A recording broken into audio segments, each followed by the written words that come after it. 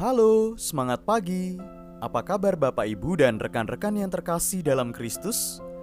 Semoga karena kasih Allah, anugerah kesehatan dan kegembiraan senantiasa bersama kita dan keluarga kita di rumah.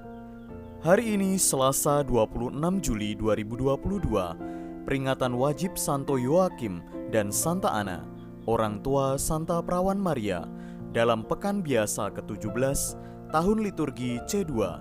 Kita akan mendengarkan sabda Tuhan dari Injil Suci menurut Matius, bab 13, ayat 16 sampai dengan 17. Sekali peristiwa, Yesus berkata kepada murid-muridnya, "Berbahagialah matamu karena telah melihat, berbahagialah telingamu karena telah mendengar.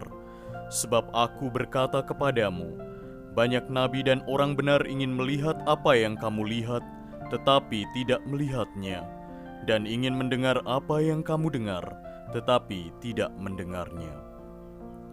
Demikianlah sabda Tuhan. Terpujilah Kristus. Bapak, Ibu, dan rekan-rekan yang terkasih dalam Kristus, buah jatuh tidak jauh dari pohonnya. Leluhur yang baik akan mewariskan hal-hal baik bagi keturunannya.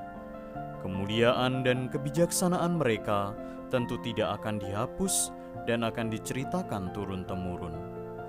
Santa Ana dan Santo Yoakim adalah orang tua yang sangat baik bagi Santa Maria, Bunda Tuhan Yesus.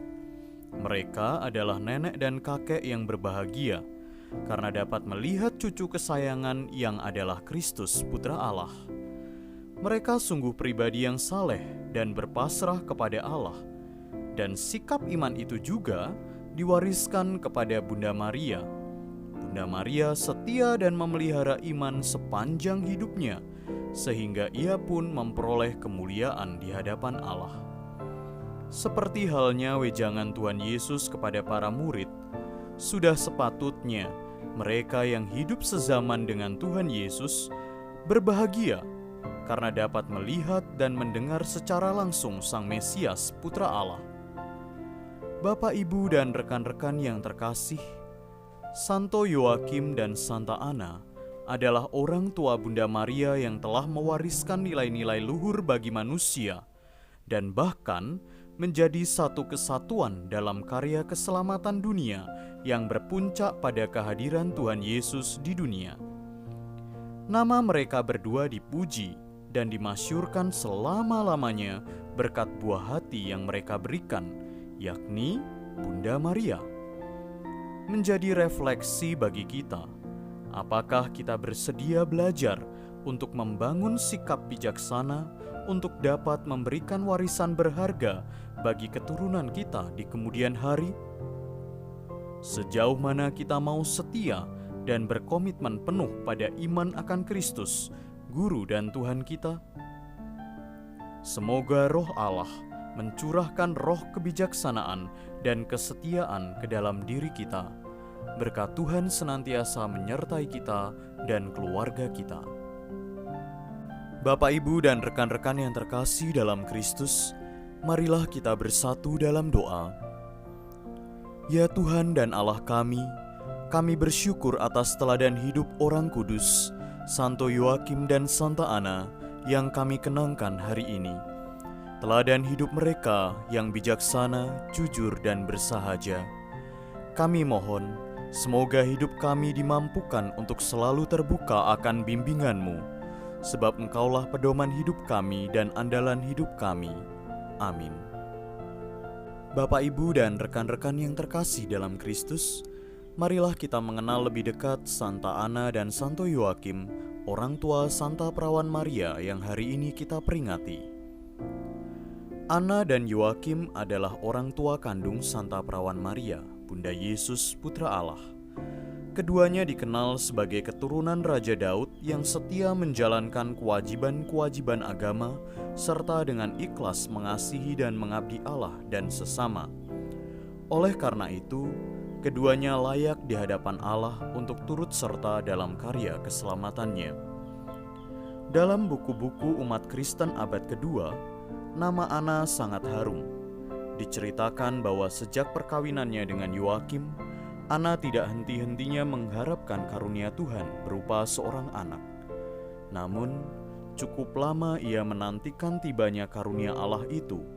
Sangat boleh jadi bahwa Ana sesekali menganggap kejadian atau keadaan dirinya yang tidak dapat menghasilkan keturunan sebagai hukuman, bahkan kutukan Allah atas dirinya, sebagaimana anggapan umum masyarakat Yahudi pada waktu itu. Karena itu, diceritakan bahwa ia tidak henti-hentinya dan tanpa putus asa berdoa kepada Allah agar kiranya kenyataan pahit itu ditarik Allah darinya. Setiap tahun, Ana bersama Yoakim suaminya berziarah ke Bait Allah Yerusalem untuk berdoa. Ia berjanji, kalau Tuhan menganugerahkan anak kepadanya, maka anak itu akan dipersembahkan kembali kepada Tuhan. Syukurlah bahwa suatu hari malaikat Tuhan mengunjungi Ana yang sudah lanjut usia untuk membawa warta gembira ini.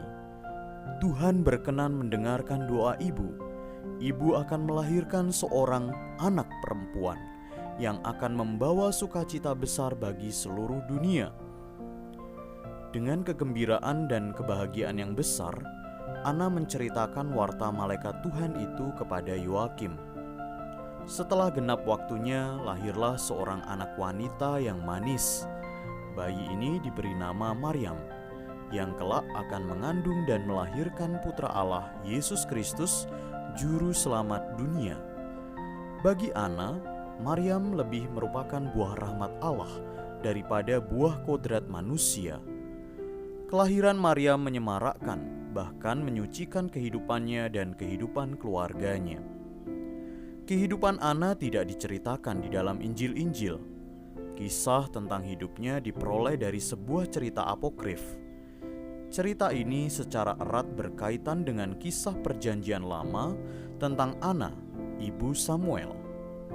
Ibu Ana dihormati sebagai pelindung kaum ibu, khususnya yang sedang hamil dan sibuk mengurus keluarganya. Orang-orang Yunani mendirikan sebuah basilika khusus di Konstantinopel pada tahun 550 untuk menghormati Ibu Ana. Di kalangan gereja barat, Paus Gregorius XIII, yakni yang memerintah pada tahun 1572 sampai 1585 di Vatikan, menggalakkan penghormatan kepada Ibu Ana di seluruh gereja pada 1584. Nama Yoakim dan Ana sungguh sesuai dengan maksud pilihan Allah. Yoakim berarti persiapan bagi Tuhan, sedangkan Ana berarti rahmat atau karunia.